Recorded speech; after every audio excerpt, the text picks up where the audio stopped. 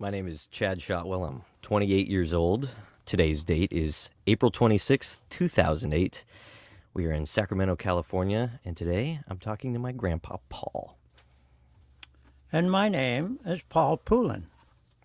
Age is 89. And today's date is April 26, 2008, in Sacramento, California.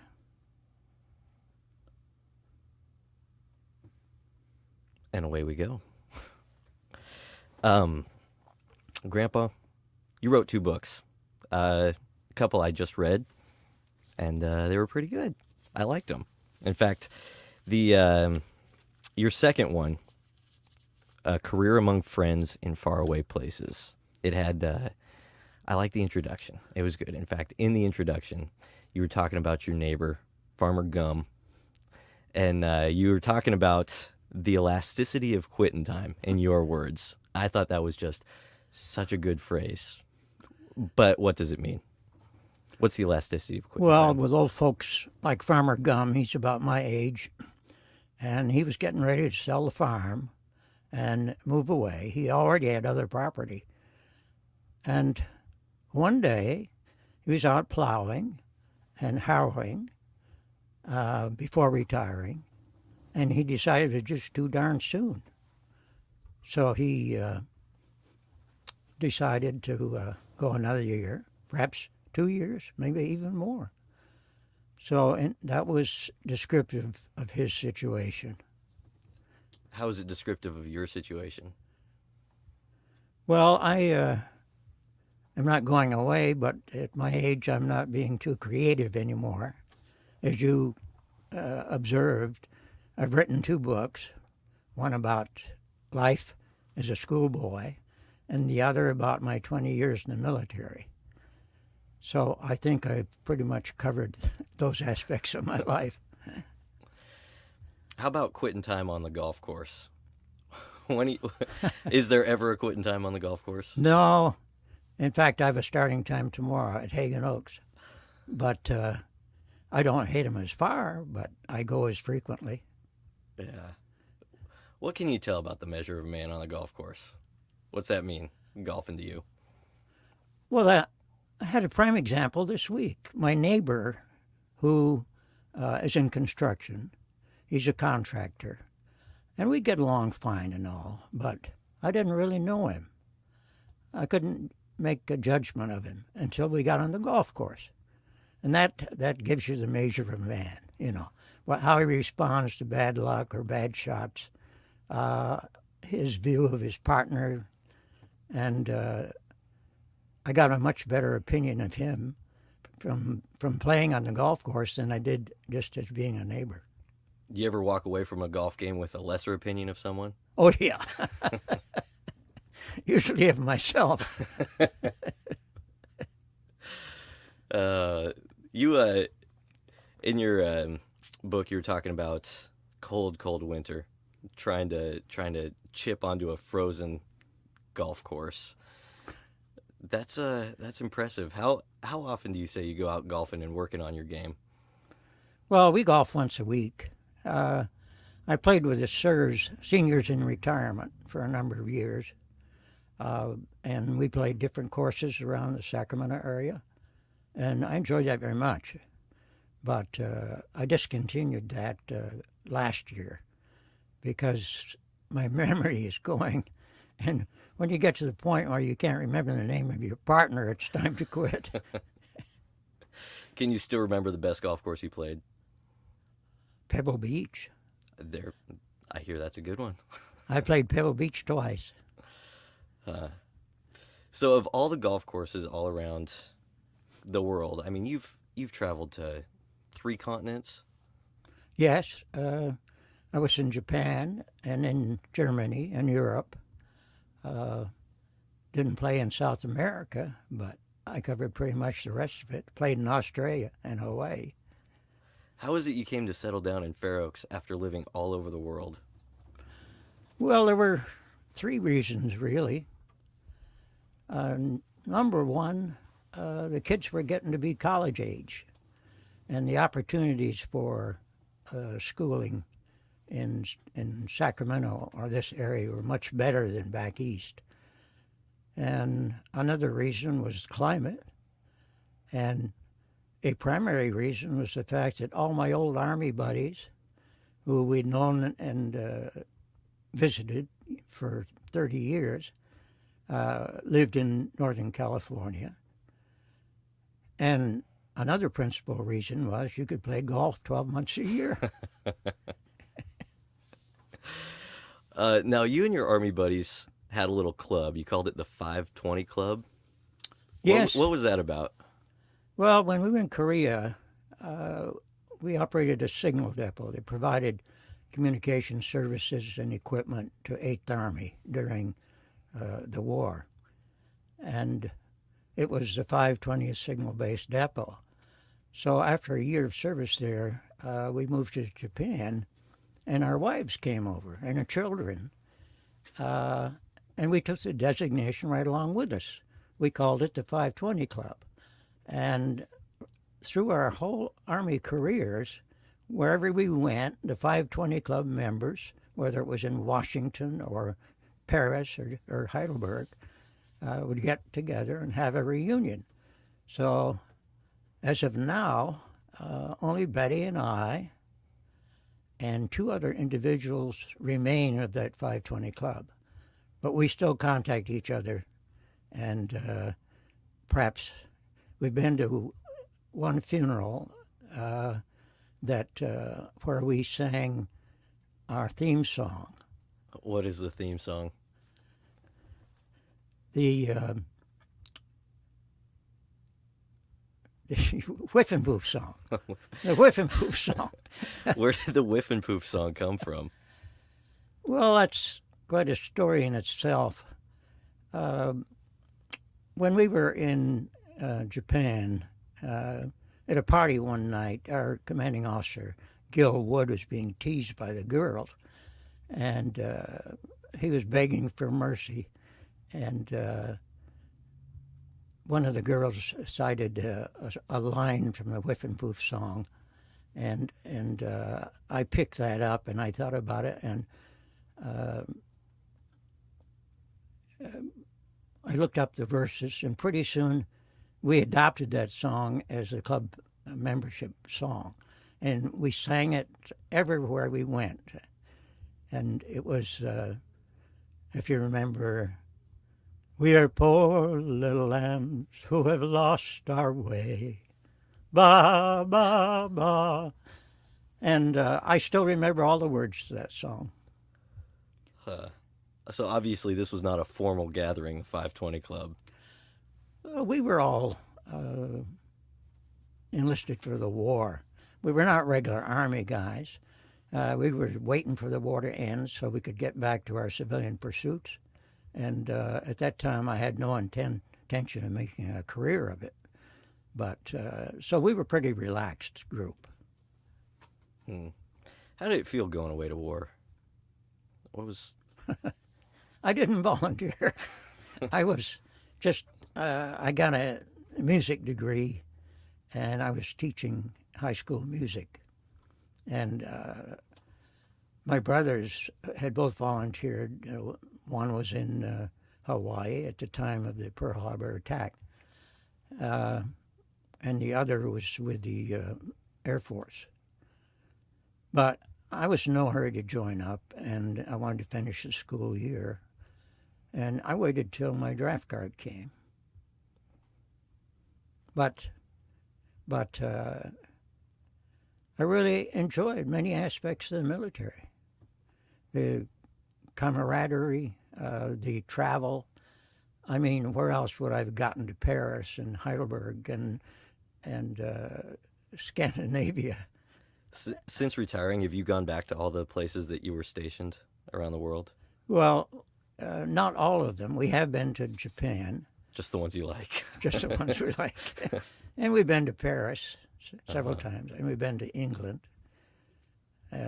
Back to the, we're both of French-Canadian descent, so we went back to France to find the places of our forebears.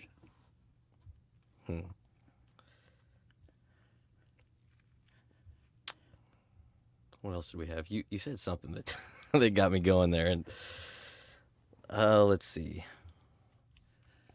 You covered the Army pretty well. You said you were in school with a music education degree when Yes. your draft card came. That, What were you looking to pursue when that happened? it was funny. We lived on a farm in New Haven, Vermont, and it was during the height of the Depression, and the farm went bust. And my father and mother ended up being a chef and pastry cook, and I had a job in a printing plant, running a little press, and first year after high school, and I wanted to get to college, and I couldn't figure out any way to get a scholarship. My brother said, "Why don't you go up and audition?" Because I used to sing. I sang in a number of churches and at parties, and I had a good natural voice. So I went up to university music department and sang for the big wheels. There was Professor Bennett. He was the department head, I remember, and there was the piano teacher. We used to call her Cotton Socks because no matter what she wore, she always had cotton socks over them. And then there was the singing street teacher.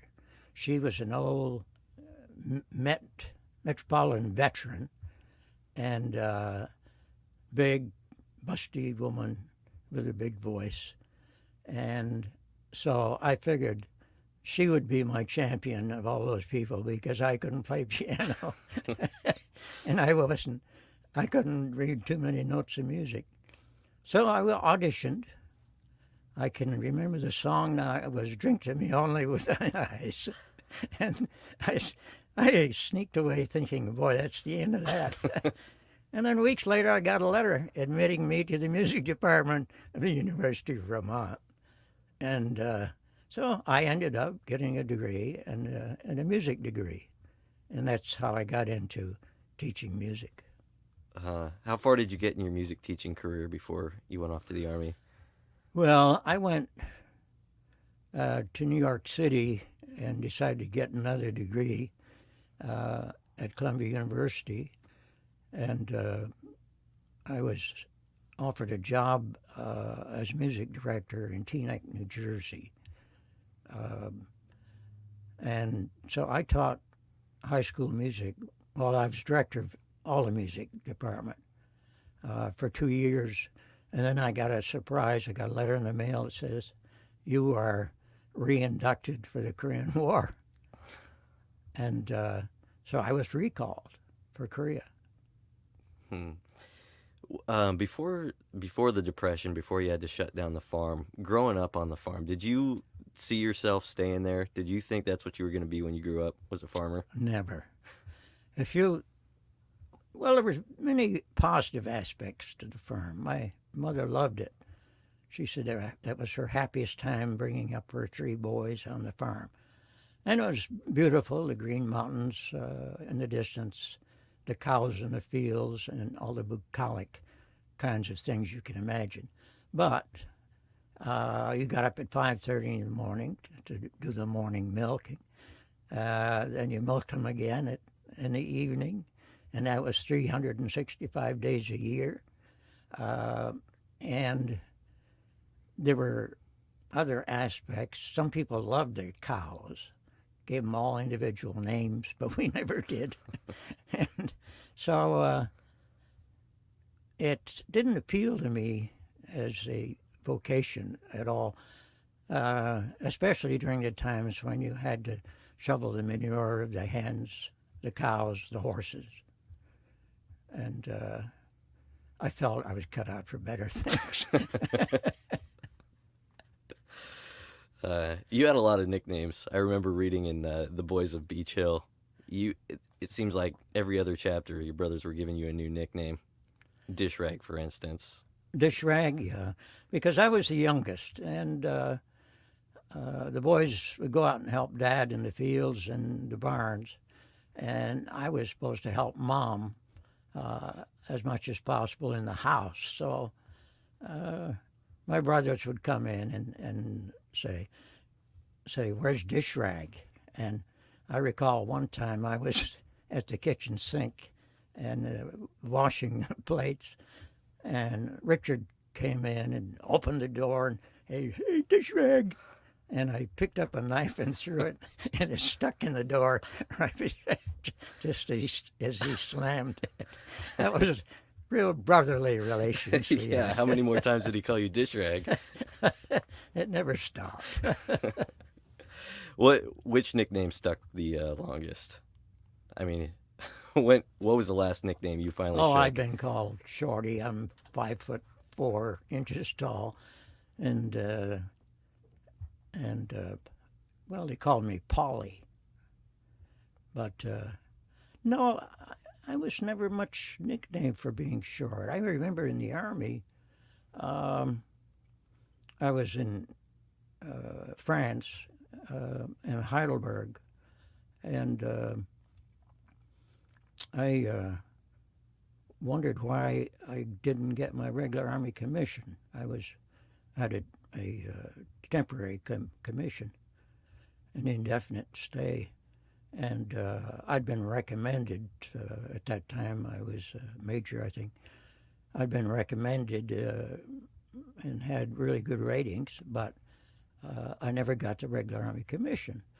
So my commanding general called the Pentagon and asked the status of my promotion.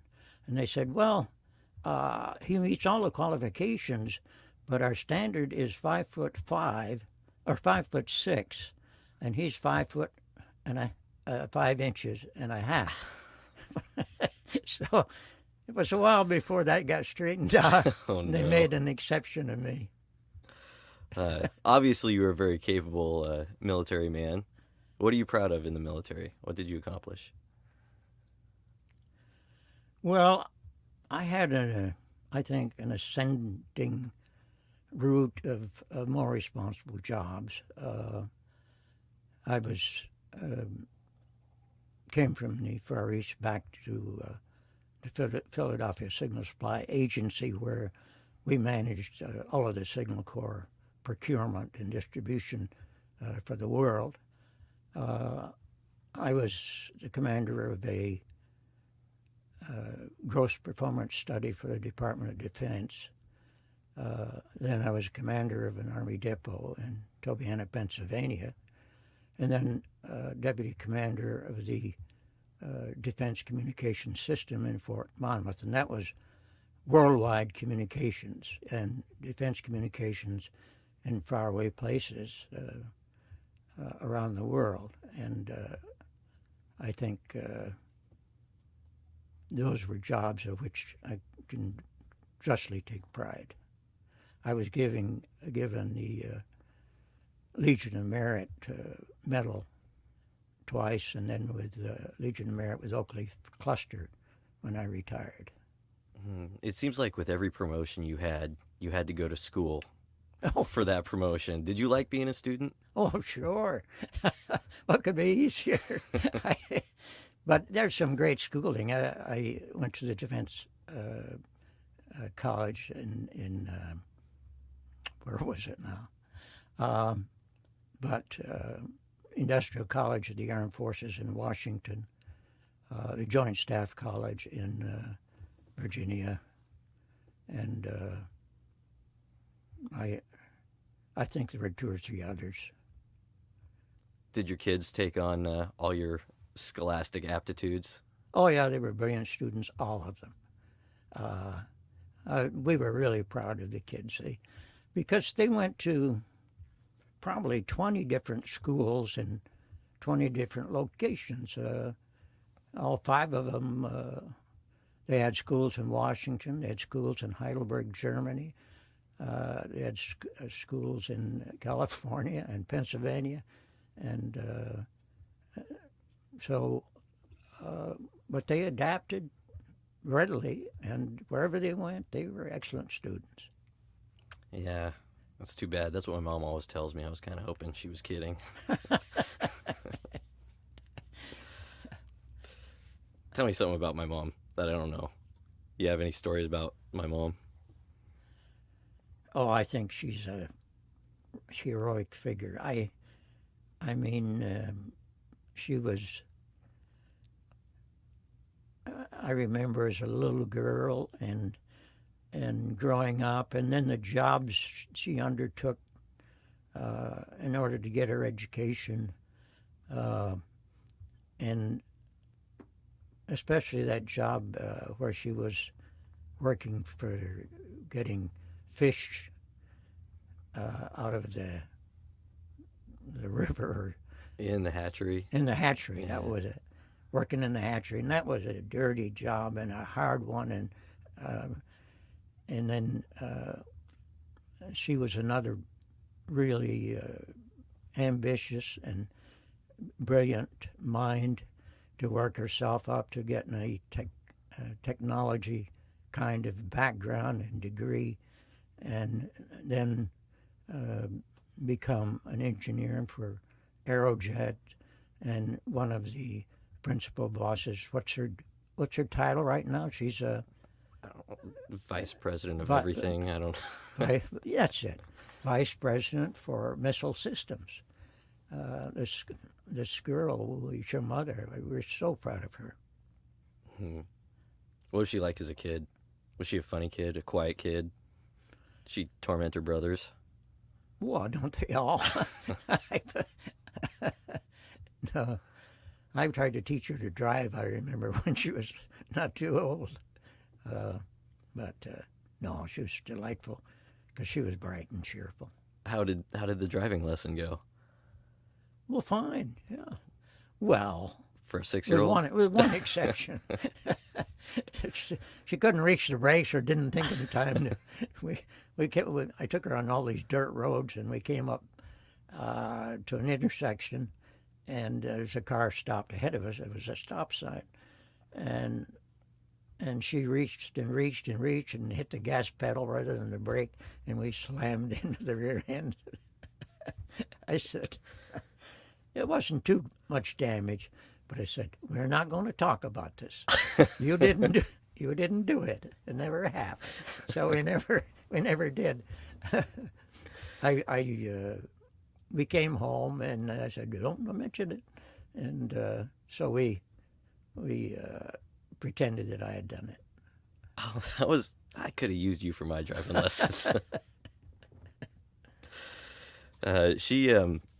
She wanted me to ask you about, I guess when I was born, she handed me over, and you said something about being a father makes you proud, but there's something about being a grandfather that makes you even prouder. She remembered that for a long time. Really? Yeah. I don't remember it, but certainly I've been proud of our grandchildren.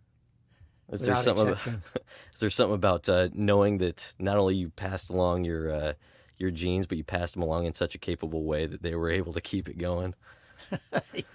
I guess so. Because, you don't have to be too bright to be able to procreate. Let's see. How much time do we have?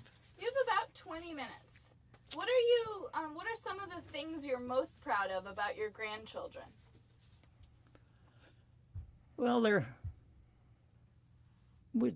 without exception, they're all bright, and they like school, and they're ambitious.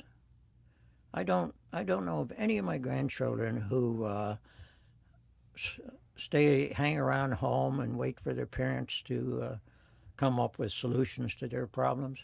They all are anxious to get out and make a way for themselves, get an education, get a job, and that's been typical of this generation and of mine. That's actually something I wanted to ask about. You, from your grandparents all the way down to your grandkids, would you say there's a common family trait? There's something that, whether it be industriousness or laziness or whatever it be? Well, it's a sense of humor, for one thing. We always had a lot of laughs when I was a kid and when I was an adult and in school. Of course, that got me in trouble in school. But The best sense of humor is usually do. especially after the time we bought the the buggy and disassembled it and put it in the study hall. And when I was in high school, and there it was the next morning, and For everyone to for everyone come to and see. Did you get caught?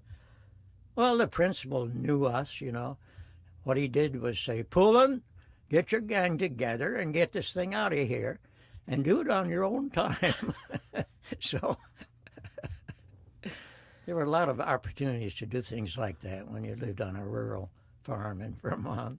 You sent your first book back to New Haven, and they've got it in the library there. Do you think that document let out a lot of secrets people were keeping? Well, I did mention all the names, the Leaches, the Dowds, the Gills, and they were all actual names and all actual incidents. Thank goodness Mrs. Cushman isn't alive these days, because I told in the book how we took some hard cider and sweetened it up and took it to the Cushmans, and she just loved that cider. And she started giggling and had a high old time. But we had pranks like that.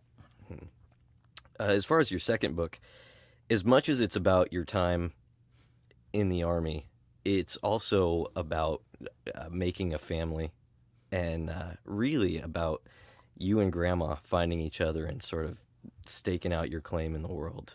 That was impressive. I thought there was so much I didn't know in there. Well, it started with when I was teaching school in New Jersey and came back to.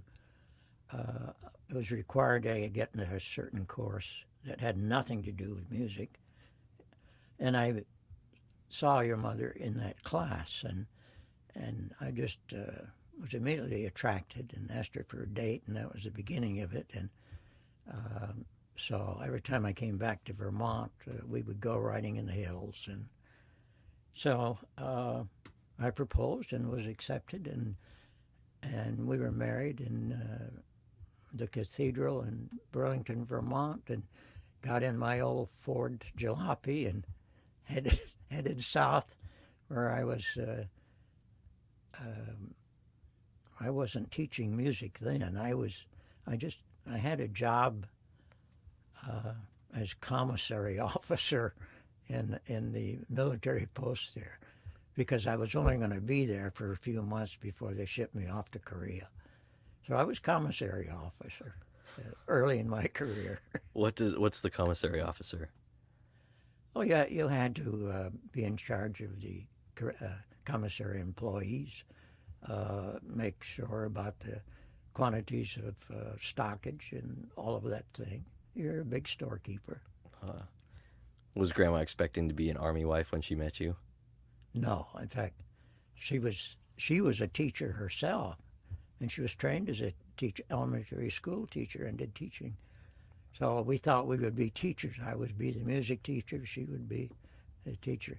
But then I got recalled for the Korean War, and that was the end of that possibility. I intended to come back and continue teaching, but after the tour in Japan, where we made so many friends, and they kept offering me more opportunities, I'll go one more, you know. And pretty soon I'd accumulated 30 years of service. Goes quick, doesn't it? Yeah. No. So you never got back into teaching. You were in the Army and you stayed there. Did Grandma ever get a chance to finish teaching? She taught in two places, in Washington and in New Cumberland. And she enjoyed that, and she was a very good teacher, excellent teacher.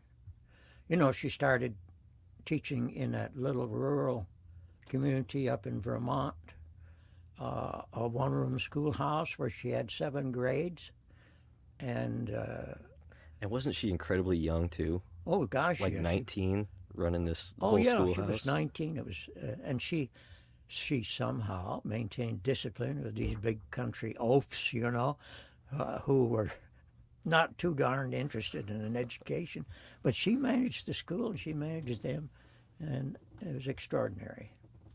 Uh-huh. That probably helped her corral 5 kids. Yeah, it did. Speaking of the kids, actually, I know Uncle Jerry was named after your good friend in the Army. Jerry Paget. And Uncle Jeff's middle name comes from another one of your Army friends. Right. What about the girls? Where did their names come from? Relatives, I guess. Kathy. Yeah, pretty much relatives. Yeah. That works. What about Uncle David? David. David was, what did David? David, your mother picked that name because of something she'd read. I don't recall. We used to call, I had nicknames for all the kids when I was overseas.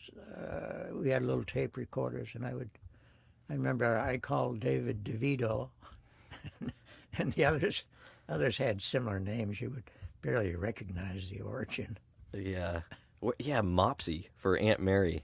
Mopsy. I had no idea who you were talking about when I first heard that. Yeah, Mopsy. Jarinsky. I think,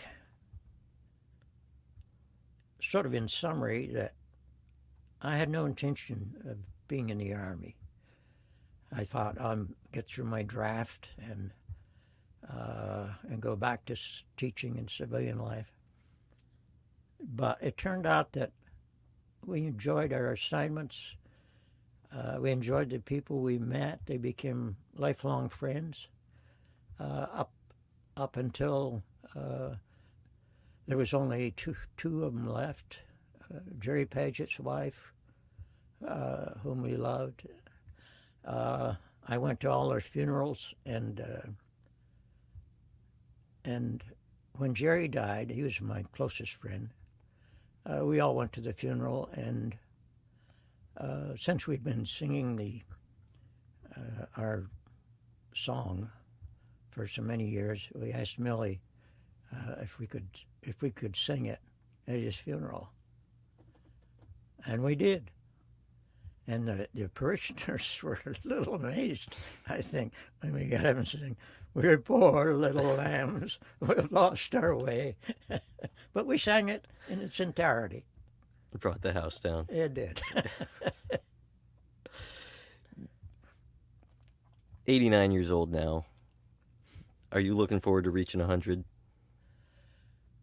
I'll be 90 in February, and I'm still active, at least mentally alive enough to enjoy life. But I think as long as I am physically, mentally,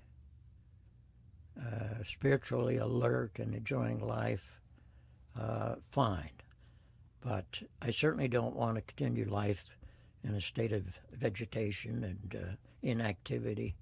I'm a very busy person these days. I do all my own yard work. I play golf. I go walking. And as long as I continue that, irrespective of age, just fine. Mm-hmm. One of the first things you wrote in your first book was about how Vermonters like to bring back the family to be buried in Vermont. Is that what you expect for you? No, I think because of my military background, many of our relatives came from all over the world to be buried in Vermont. Being in the Army and all over the world ourselves, we didn't have that feeling. So we have procured cemetery plots here in this area, in a military cemetery, which is appropriate, I think. And so we will be buried in California. After 30 years of service, I should hope so, that a military burial is appropriate. One other thing I really wanted to ask you about, as a a father of five. A lot of times, you hear about the sacrifices of parenthood, and obviously any parent kind of has to deal with things they don't want to do. But when was the last time you actually sat down and ate some cream of wheat? Because I know you hated it. Oh, that story's in the book. Yes. Yeah. My wife couldn't cook anything when we were married.